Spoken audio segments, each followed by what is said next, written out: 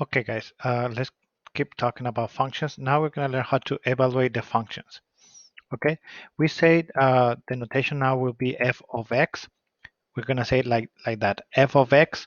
This is the most common way we're going to see the functions, but it could be other letters. It could be g of x, h of x, b of x, any other one, but this is the most common, f of x.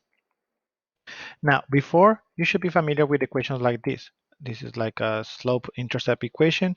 And then before we have seen it like this, and then we got the input and the output. Okay, just by substituting the x values, we can find the y values. Now, we're gonna just replace the y for f of x. As you can see, it is the same. We're just writing it as a function notation, but still referring as the same input and output values. Y is the f of x is the x. So the only thing that is changing is now y we're gonna refer as f of x, but it is the same. Y and f of x will be the same, just different notation. Now, let's see this example. Now we have the set, so we already have like the table or the set of ordered pairs. We need to find g of 2, okay? G of 2. So we're gonna look at the coordinate of where the input is 2. What will be the output? The output will be 3. So g of 2 will be 3. Now let's find g of 5. G of 5, we look at the order pair where the input is 5, the output will be 2.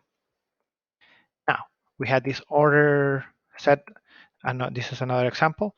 Now we need to find h of 9, h of 6, and h of 0. H of 9, look at the coordinate plane. The input is 9, the output will be 1. What will be h of 6? The input is 6, the output will be 6. H of 0, the input is 0, the output will be -2. Now, let's see an example where the order pair is not given, where the function is given, but not the order pair. Let's try to find f of 0. The way to do it is we're going to replace the x, like the input, for the 0, or for the value that is given inside of the parentheses. In this case, will be f of 0, so we're going to replace the x. Every time we see an x, we're going to write parentheses and get the 0. So 2 times 0 minus 3. 2 times 0 is 0 minus 3. The answer will be -3 or -3. So f of 0 is -3. Let's find f of -3. Now we're going to replace, every time I see an x, I'm going to replace it for -3. So 2 times -3 minus 3. This will be -6 minus 3. -6 minus 3 will be -9. So f of -3 will be -9. Now this one, f of 5a.